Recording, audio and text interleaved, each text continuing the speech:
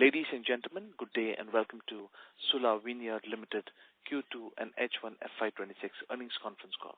As a reminder, all participant lines will be in the listen-only mode, and there will be an opportunity for you to ask questions after the presentation concludes. Should you need assistance during the conference call, please signal an operator by pressing star then zero on your touchtone phone. Please note that this conference is being recorded. I now hand the conference over to Mr. Mandar Kapse, Head Investor Relations. Thank you, and over to you, Mr. Kapse. Yeah, thank you. Good afternoon. On behalf of the management team at Sula, I would like to welcome you all to the Q2 and H1 FY26 earnings call of Sula Vineyards. Today on the call from the management team, we have with us Founder and CEO Mr. Rajeev Samant and CFO Mr. Abhishek Kapoor. They will take us through the Q2 performance and answer your questions. As always, we'll kick off today's call with Rajeev sharing his thoughts on the operating environment and business performance. This will be followed by Abhishek taking us through the financial highlights of the quarter, post which we'll open the forum for Q&A. Before we proceed, I'd just like to draw your attention to the safe harbor statement regarding forward-looking statements. Please note that various factors may cause actual outcomes to differ materially from those projected. With that, I now invite Rajeev to commence today's call. Thank you, Mandar. Good afternoon, everyone, and thank you all for joining us today for our Q2 FY26 earnings call. Starting off with our performance in Q2, though our revenue has remained fairly flat at 140 crores, we have some bright spots that bode well for the future and that I would like to highlight today. The biggest bright spot is our wine tourism business, which delivered yet another record quarter in Q2, reporting 8% growth and 15% growth in H1. In an exciting development here, we have just launched our third resort, The Haven by Sula, near our York Winery in Nashik. This is just a little bit further down the road from our main Nashik campus, which, as you know, has our Source Resort and Sula Fest and other such facilities. Our new resort, which I had spoken about in the last earnings call as well, features 30 keys, and for the first time, we have a state-of-the-art convention center. As the resort was only launched in October, it will contribute very meaningfully to wine tourism revenue and healthy growth therein in H2. Coming to our wines, our Source range continued to clock strong double-digit growth in Q2. The Source has really been our star performer in terms of our brands, clocking double-digit growth for many quarters in a row. It now forms 10% of our own brand's revenue, which is a pretty big jump from a year ago. We fully expect the Source to be our key driver of growth going forward, and we would not be surprised if its share of own brands doubles in a couple of years.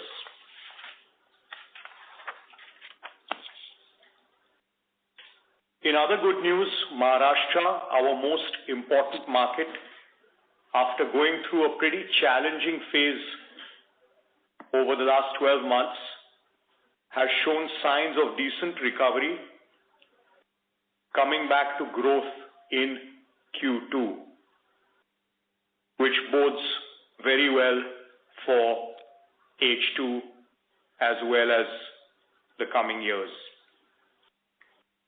Discussing our own brand's performance now,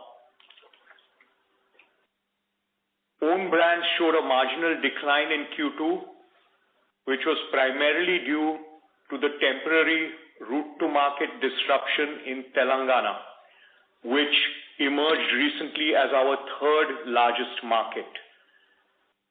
Specifically here, the expiry of retail licenses in November 2025 led retailers to focus on destocking during Q2 ahead of the new license issuances in December. It's worth noting that Telangana accounted for nearly 15% of our sales in Q2 and H1 last year, and hence this disruption has had a notable impact on our Q2 performance. That said, with the license auction process in Telangana proceeding well and expected to conclude soon, and with supply transition to new holders commencing in December next month, we anticipate a strong recovery towards the latter half of H2 FY26.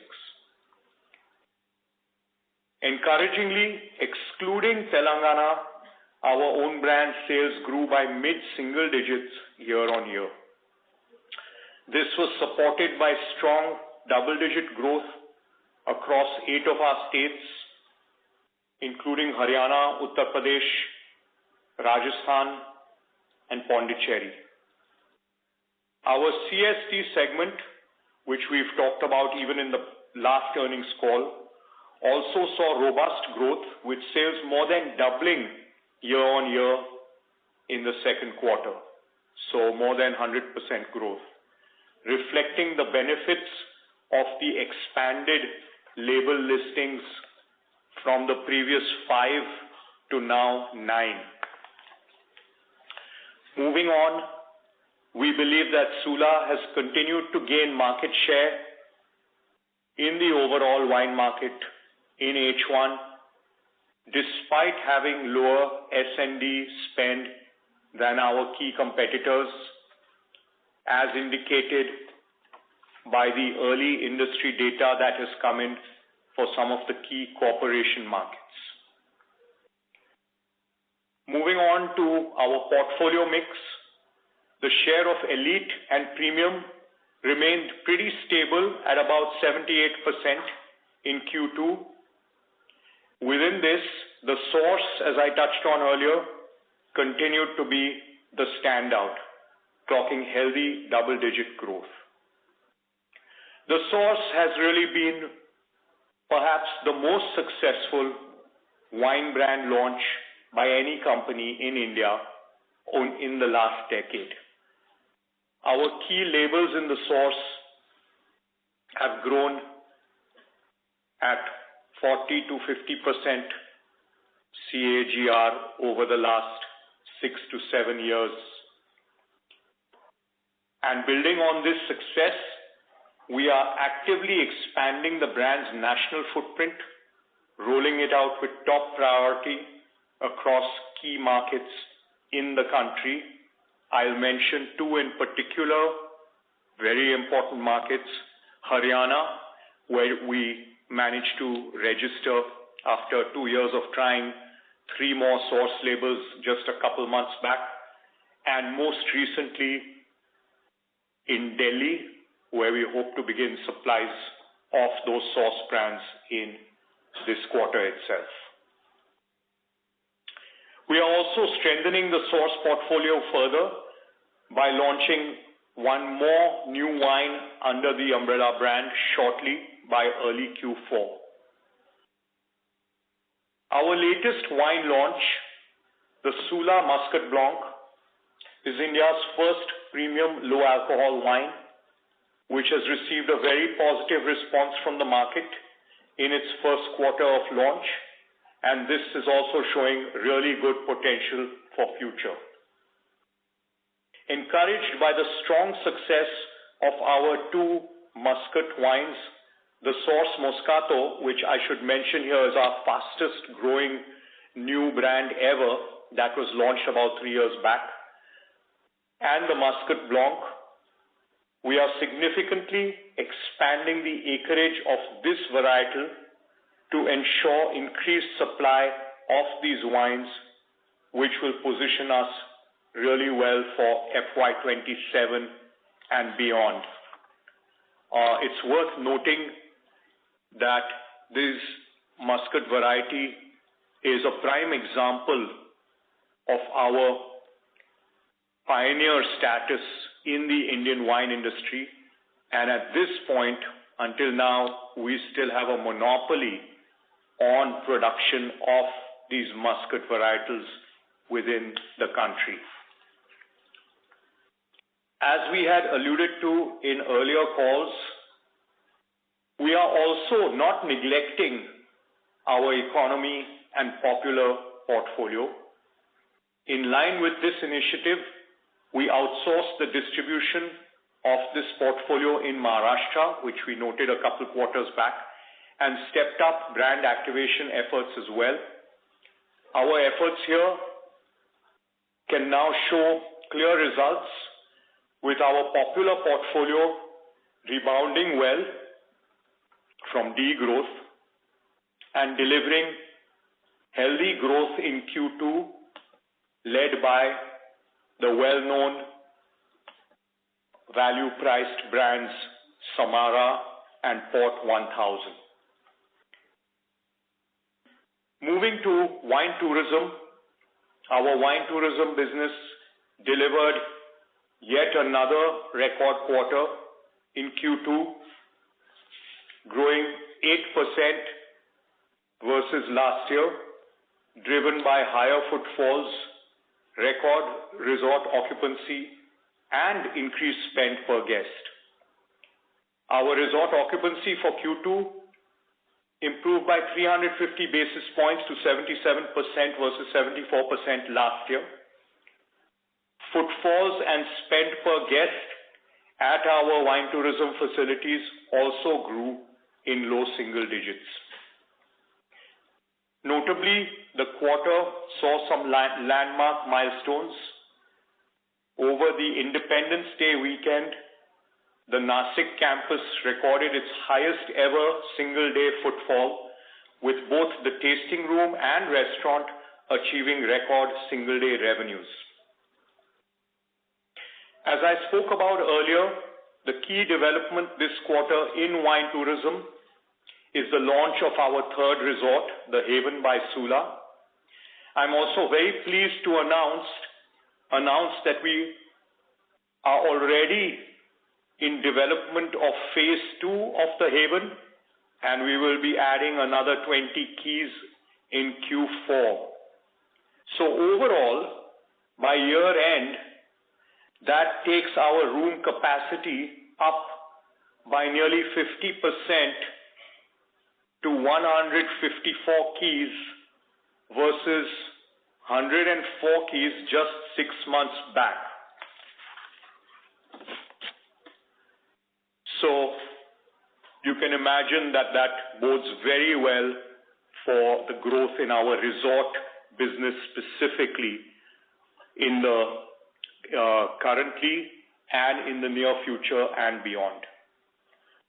Further to the resorts, we are also building a beautiful new tasting room with a spectacular view at our Domaine Sula facility in Karnataka, along with the expansion of the restaurant capacity there. Both these additions are actually ready to open. We're just waiting for some final permissions, and fingers crossed, we are slated to open before the end of Q3. Domaine Sula already welcomes over 30,000 visitors annually, and we see these additions as key in enhancing the guest experience and leading to greatly enhanced footfalls moving forward. Looking ahead, this festive season has started on a very strong note for wine tourism. The month of October has also seen a significant increase in bookings and footfalls across our resorts and wine tourism facilities.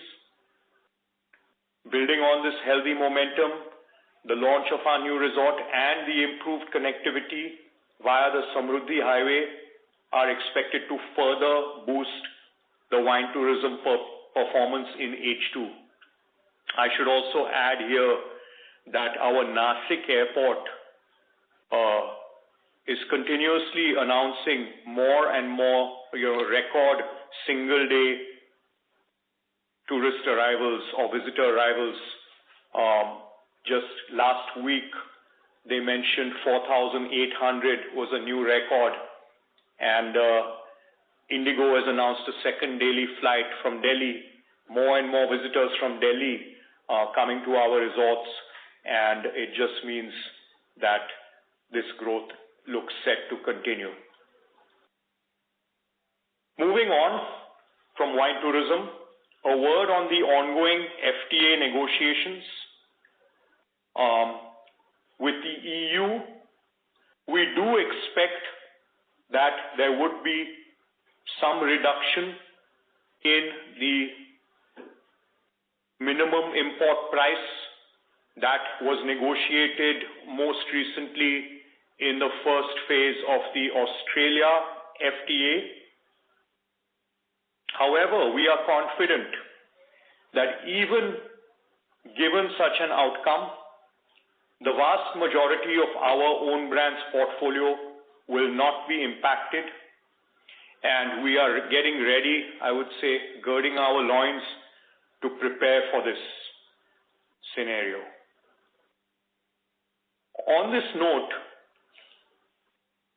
we had stepped back substantially from the imported wine distribution business, where we were one of the largest players until about 5 years back, when we stepped back to focus on our own brands, which I do believe has been the right strategy over the past 5 years.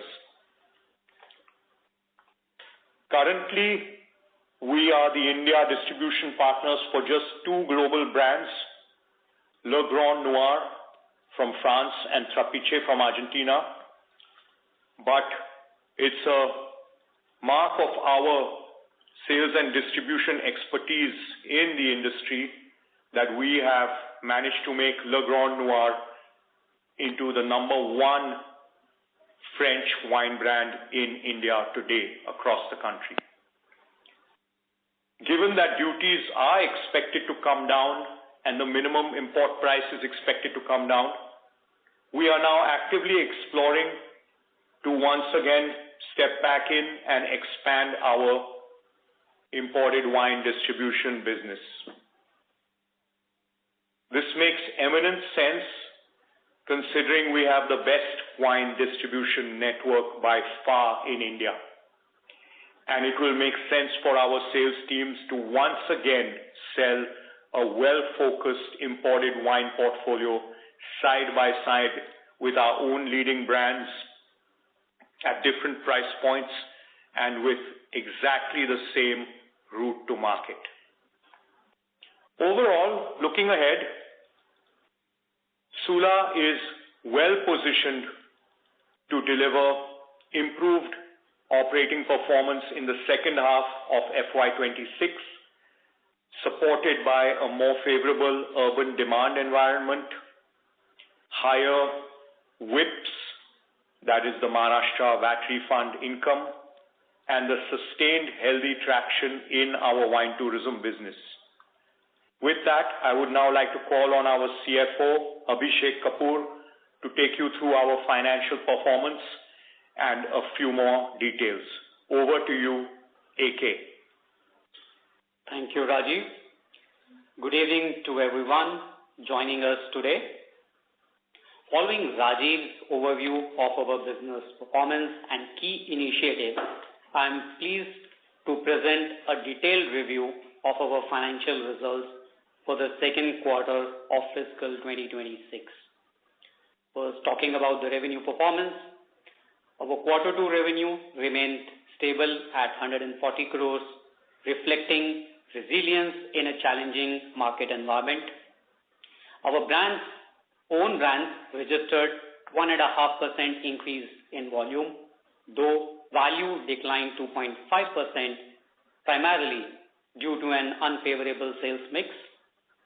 This divergence highlights the impact of temporary unfavorable sales mix across our portfolio and geographical markets. Within our own brands portfolio, economy and popular brands maintained flat growth compared to last year, while elite and premium brands experienced a 3% decline. Despite this, the elite and premium mix held steady at 78%, demonstrating the enduring appeal of our premium offerings. Notably, the Source range, as Rajiv mentioned earlier, continued its robust double-digit growth, marking multiple consecutive quarters of outperformance even amidst subdued demand environment. This sustained momentum highlights the effectiveness of our innovation and brand positioning strategies. Turning to our geographic performance, Telangana, which is our third largest market and one with a 98% of elite and premium mix, faced significant degrowth due to temporary trade disruptions. The expiry of retail licenses prompted retailers to prioritize destocking ahead of the new license issuance. We expect a recovery in Telangana following the upcoming license auctions in the latter half of H2, and our teams are actively engaged with stakeholders to ensure a smooth transition. Outside Telangana, our own brands revenue grew mid-single digit for Q2. 8 markets, notably Haryana, Uttar Pradesh and Rajasthan, delivered strong double-digit growth, reflecting success of our targeted regional strategies. Additionally, as Rajiv mentioned, our CSD segment was a standout performer this quarter. Revenues more than doubled YOY, benefiting from expanded label listings and increased penetration. This achievement underscores our ability to capture new opportunities and diversify our revenue streams. Talking about wine tourism, our wine tourism business continued its upward trajectory, delivering 8% year-on-year growth in Q2. This performance was driven by improvements across all key metrics, including visitor footfall, resort occupancy, and spend per guest. Average room occupancy improved by 350 basis points year-over-year to 77%, while average room revenue increased by 1%. Visitor footfall rose by 2%, reaching approximately 78,000 guests. In the first half of the year, wine tourism achieved healthy growth of 15% over last year, reflecting the growing appeal of experiential travel and our differentiated offerings. A major highlight for the quarter was the launch of our third resort, the Haven by Sula, near York Winery in Nashik. This new property, which opened towards the end of September, follows an asset-light model. Land and capital investments are provided by a third party, while Sula manages the property and pays a fixed rental. This approach enables us to expand our footprint efficiently while maintaining financial discipline. The outlook for wine tourism remains robust, supported by a strengthening consumption environment, the launch of our new resort, and improved connectivity via the Samruddhi Highway as Rajiv earlier spoke about.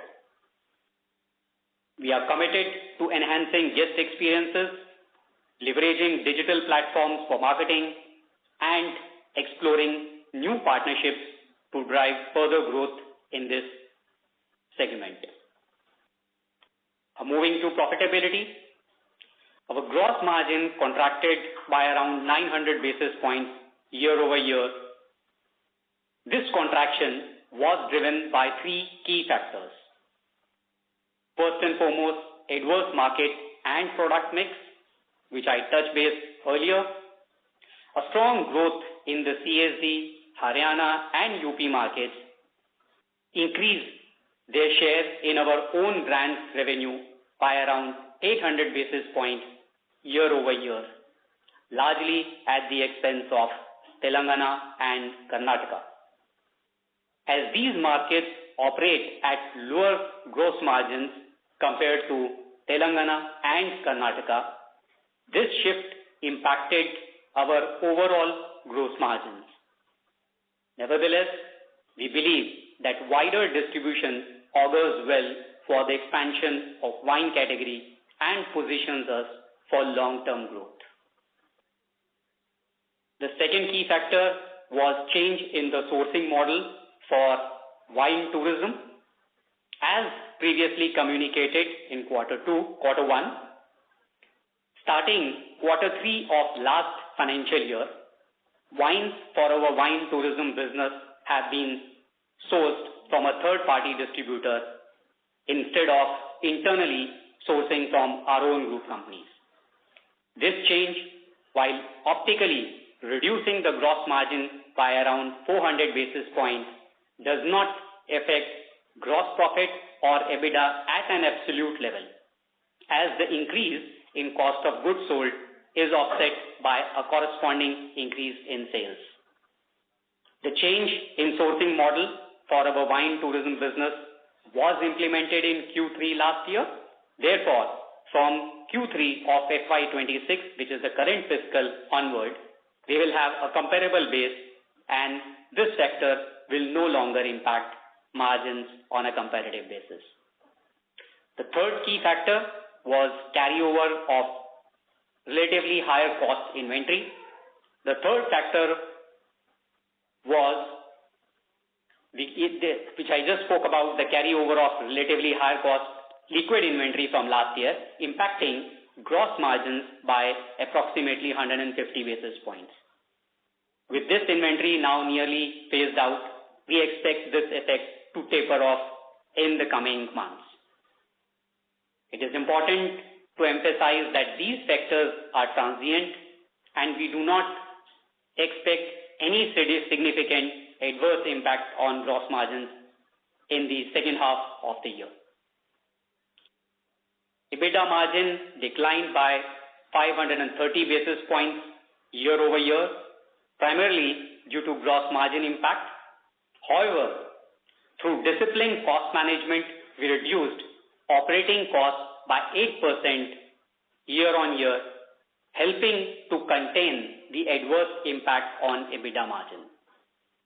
This achievement reflects our ongoing commitment to operational efficiency and prudent expense control.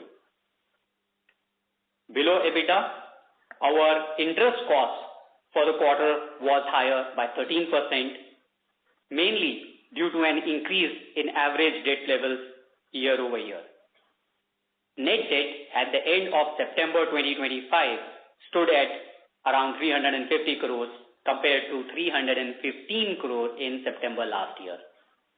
The increase in debt is primarily attributable to lower profitability and higher receivables, with receivables expanding due to slow collection from Telangana in quarter two. I am pleased to report that collections have normalized starting quarter three, and we expect further improvement going forward.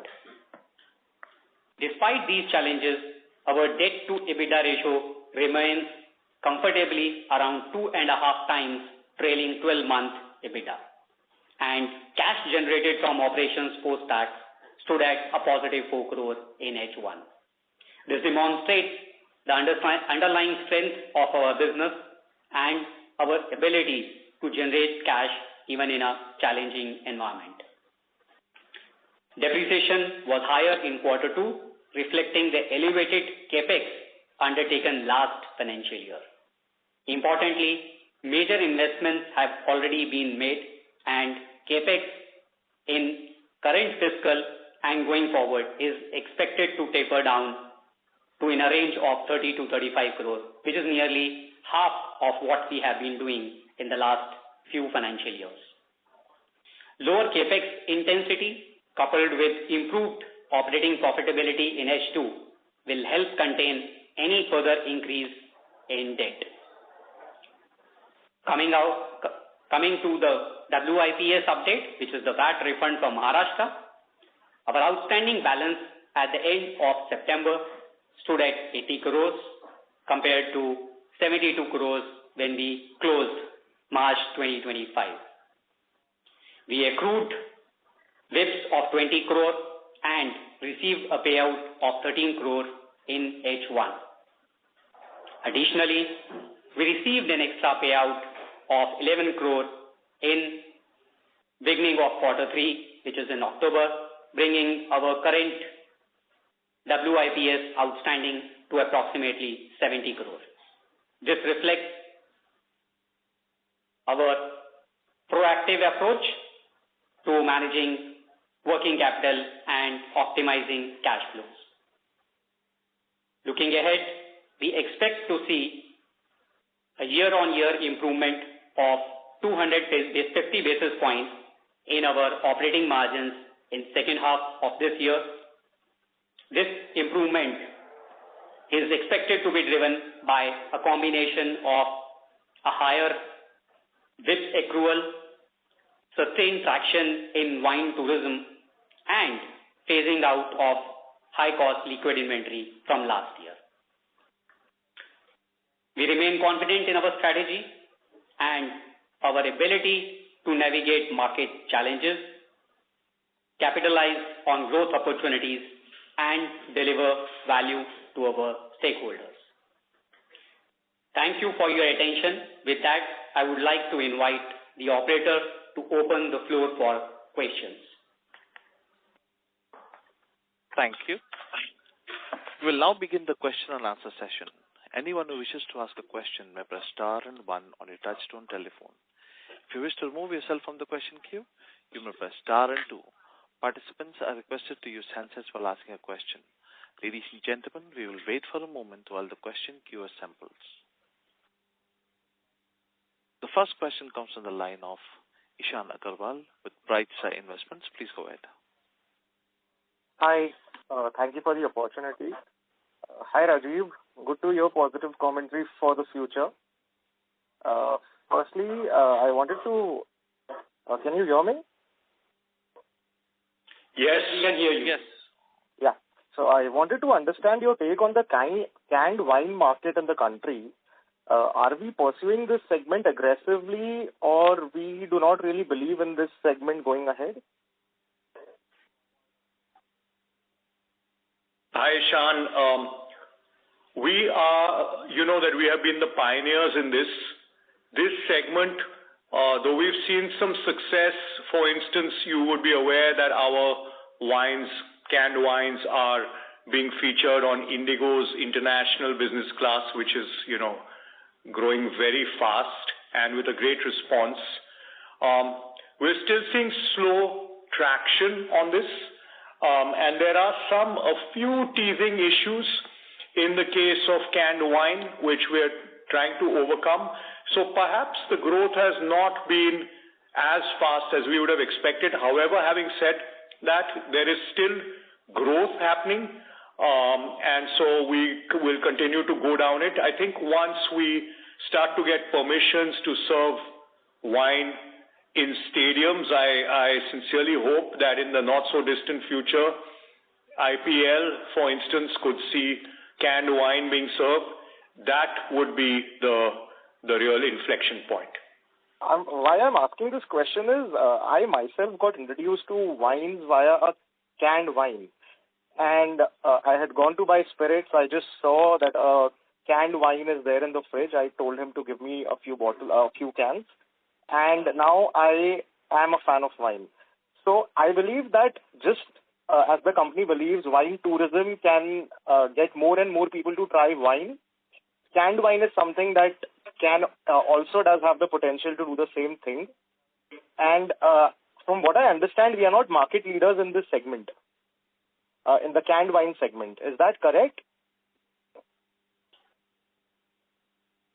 I believe we are market leaders.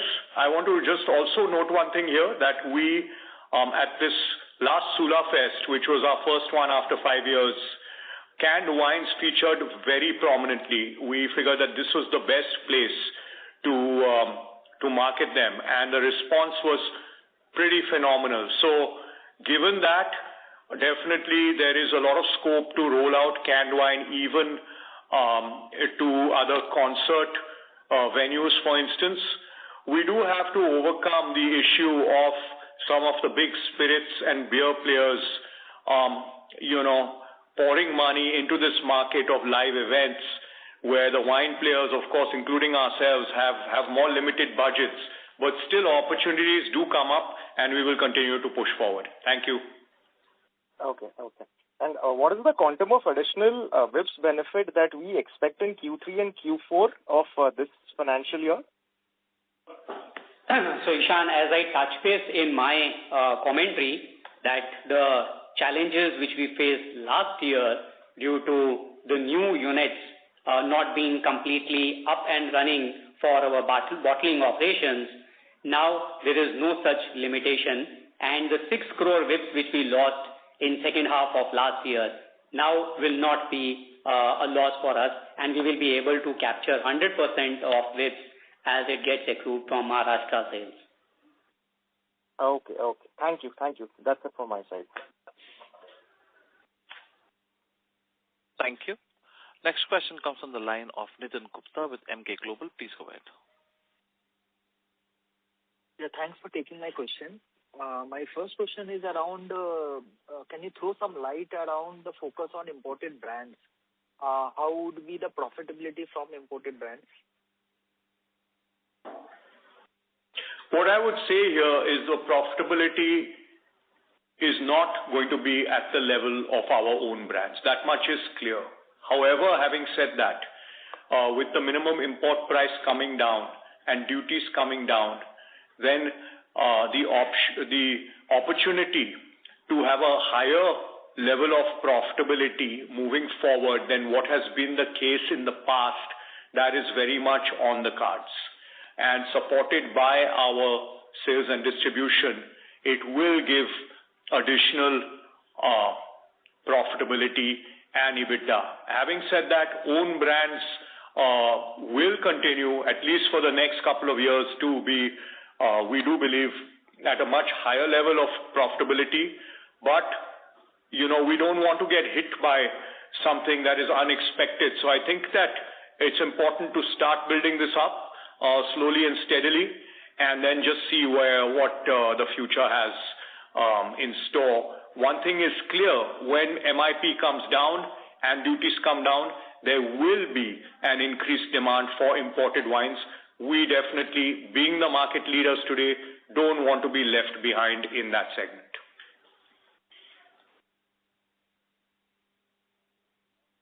Oh, this is really helpful. Next question pertains to Telangana. With retail allotment finalized in November 25, do you see the similar disruption in Q3 as well? So, Nitin, as we stated earlier, that the process of auctioning that is underway, and we do expect that once the auctions are completed and the trade licenses are issued, the disruption will no longer prevail, and we will be able to, recover the loss from what has been caused by this disruption in the trade in the past 1 quarter. As far as we are aware, this is going to start from December 1 itself, so we would get a good benefit of that within Q3 itself.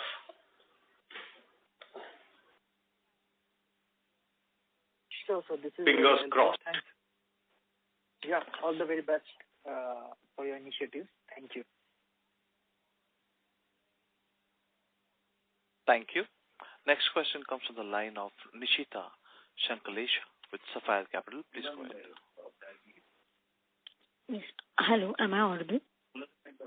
Yes, you are. Yes. You mentioned that the capex in the current fiscal and going forward is going to be 30 to 35 crores. Is that annually? So in FY26 in total, are we going to do a capex in the range of 30 to 35 crores, and the same is going to be in FY27 also?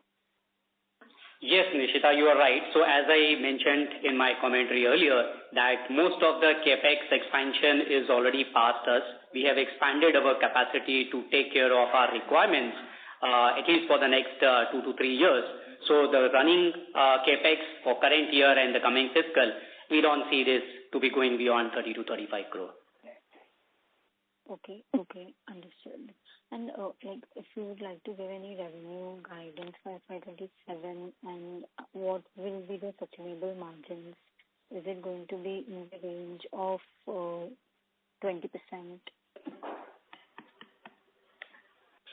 No. So, Nishita, first and foremost, we do not give a revenue guidance per se, but looking at, our efforts in terms of expanding the breadth of distribution of wines across the states in the country, we do see that there is immense potential.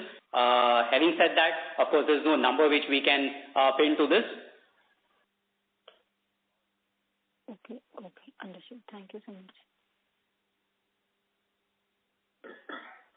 Thank you. A reminder to all the participants that you may press star and 1 to ask a question. Next question comes from the line of Keshav Garg with Counter Cyclical PMS. Please go ahead. Sir, I'm trying to understand that in the wine business, somehow it seems that the total asset turnover is less than 1 time. Like, for example, last year we did around 580 crore net revenue, out of which 60 crore came from our resort business. So roughly 520 crore was the wine revenue last year. Now, if we look at our fixed assets of last year, I'm looking at the net block, which is 500 crore. Now, in this, there must be some part of wine tourism. And we had roughly around 450 crore of inventory and trade receivables. And against that, less than 200 crore of payables. So basically, if we add this, so it seems that the asset turnover is less than 1 time. So is that understanding correct? Yes, Keshav. So let me clarify you in terms of the business model itself. Since we get only 1 crop during the year, there is only 1 harvest which happens from January to March.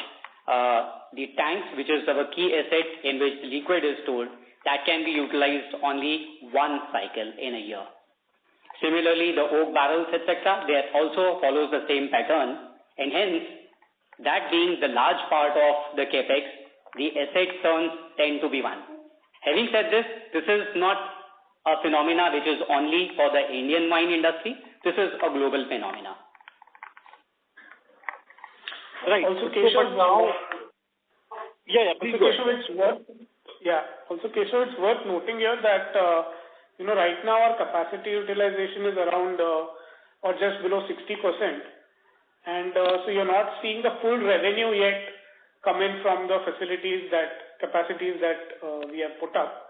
Also, there will be some legacy assets on the wine tourism side, the land, etc., because the resort source is owned by us completely. And so to that extent, the model looks asset heavy. But if you look at the own brand business on its own, on a fixed assets level, the turnover will be easily above 2 times.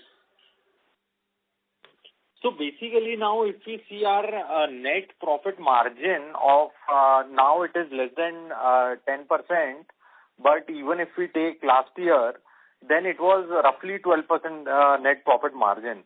So 1 time asset turnover with a net profit margin of roughly 12%, so the return on equity is then 12% in the wine business, even for an industry leader with 60% market share. So that seems a little bit off. So Keshav, as far as the net profit margin is concerned, as we are talking about the base year numbers, FY25 and the first half of this year, this is not the right comparative because the profitability has been subdued given that the operating leverage has not been achieved due to the demand environment. Once that is back, we do see that the 17 to 18% of ROE, which we have clocking earlier, that is something which is a sustainable one. Okay, so 17 to 18% ROE can be expected. And one more thing I wanted to understand. Now, how many states of the country, I think 3 states itself, Maharashtra, Karnataka and Telangana themselves are contributing roughly 2/3 of our business, right? So basically, there are many states that we have hardly scratched the surface. So now if we want to eventually get distribution and stock up the whole distribution, so I mean, it will take a humongous amount of inventory for us. And also, is the understanding correct that if I start manufacturing wine today, then how many months or years it will take me to get that finished bottle of wine? What is the aging process? So Keshav, it's very small portfolio of our own brands which goes through the aging in oak barrels, maturity in oak barrels. Coming to your point in terms of expansion into the other states, if you followed my commentary, in fact, that's heartening to know that larger growth is actually coming from the states outside of our core states, which you mentioned, Maharashtra, Karnataka and Telangana. So our distribution setup is already in these states. As far as our manufacturing is concerned, that is concentrated in the states of Maharashtra and Karnataka. And as Mandar was talking about in terms of the ample capacity which we have built in, that doesn't give us any challenge with respect to either inventory or the infrastructure to be able to service the markets as we grow the consumer, getting onboarded from rest of the states. So basically, I mean, to the question that how much time once we start making the wine till we get the bottle ready to sell, how much was the duration in terms of months? I would say you can take 6 months as a good average. Okay, 6 months. If you looking at a February or March harvest of the grapes. Okay, so 6 months from there. Understood.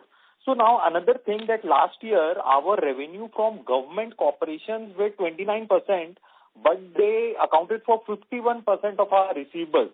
So basically the non-government, the private debtors, we had a 95-day debtor period, whereas for government corporations, which is essentially the southern markets, it is 250 days. So, I mean, and we know that southern states are the most urbanized and growing very fast and are richer. So, obviously, wine consumption would be logically more in these states rather than, let's say, Bihar or some other states like that, Bimaru state. So, that being the case and the fact that southern states being government corporation markets, so how do we deal with this 250-day receivable cycle? Because it's unviable for us. I will quickly answer that, and then we'll have to move on to some other people's questions as well. The big culprit in this case was Telangana. I think everyone is aware of the situation that has been there over the past year or two in Telangana. But I am quietly hopeful. We are quietly hopeful on this point. Telangana has been clearing some dues over the last 6 months, you can say.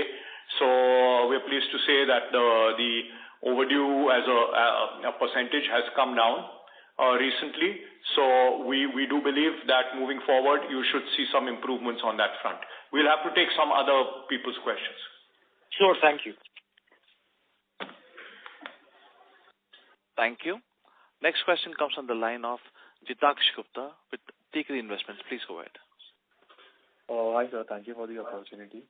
So my first question is regarding the battery energy storage. So you mentioned you will be installing 2 megawatt. So can you, how much cost we will save and what is the cost to set up this storage system? Good question. You know that sustainability is extremely important for us, and I'm very pleased to say that, yes, we are more or less already at 2 megawatts. So we installed, I must say, I don't have this right in front of me, but our most recent installation was about 900 kilowatts, so 0.9 megawatt battery was our most recent installation. And I got to say that it's moving very well on this, and it's great news that battery costs are coming down per kilowatt. So we have many megawatts of battery installations ahead of us. This is what I would like to say here. We've made some very smart steps forward here, and we are committed to this, to continuing to increase our battery storage. At this point, we are not installing so much more solar. We've run out of roof space, and we have limitations, regulatory limitations, and therefore the next logical step now is to boost our battery storage. Thank you. And so my second question is, how many resorts we are planning to open in FY27 next year? So I just mentioned that we have one more. It's a smaller one, 20 rooms, but adding that to the 30 rooms that we just opened last month, and 20 rooms which we are planning to add in Q4, in fact, this year. So we'll be adding 50 keys on the 104 that we had, so we'll be almost 50% higher. Right now, we have no further plans for FY27. In fact, we front-loaded a little bit. We sped up our construction of the Haven Phase 2, which was supposed to come in 27. We brought it into 26. I want to, doff my hat to our wine tourism team for getting that done. Fingers crossed. So we will be at 50% higher by the end of this FY compared to the beginning of this FY in terms of keys. And FY27 at this point, no further resort expansion. There are other parts of our wine tourism business where you will see an expansion. Thank you. Okay, sir. Thank you so much.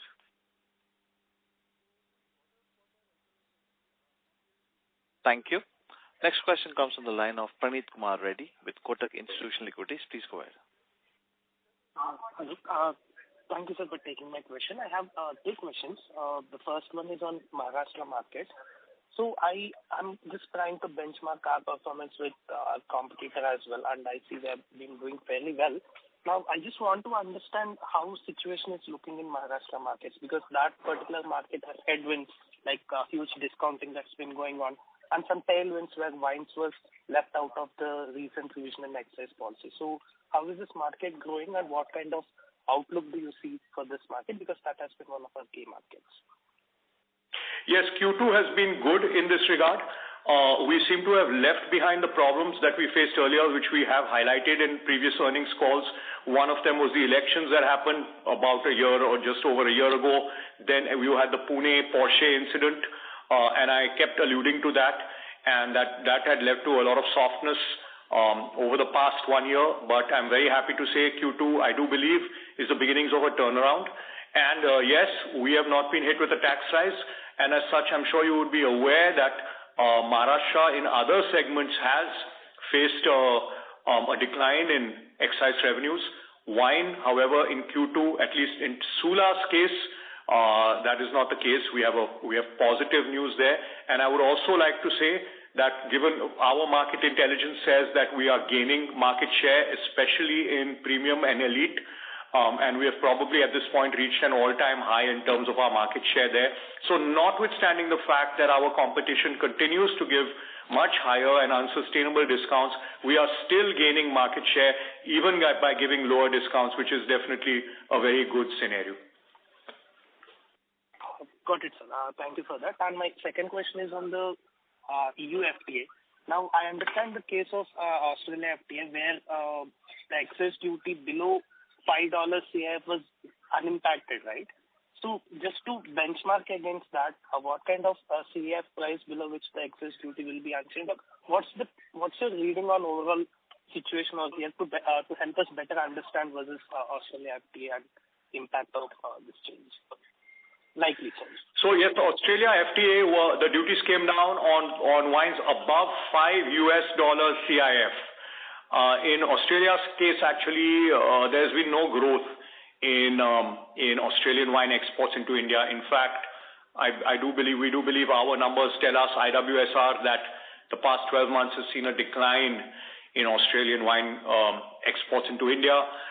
We do believe EU will probably come in at a lower level than $5, but I'm sorry, we can't give you more visibility than that, and we leave it into the capable hands of our government and commerce ministry to protect the interests of the Indian farmers and our fledgling industry. While, of course, they do have to give some concessions, in order to get an FTA signed, obviously, you can't have it all. So it will come in somewhat lower, but I can't give better guidance than that. Oh, thank you, sir.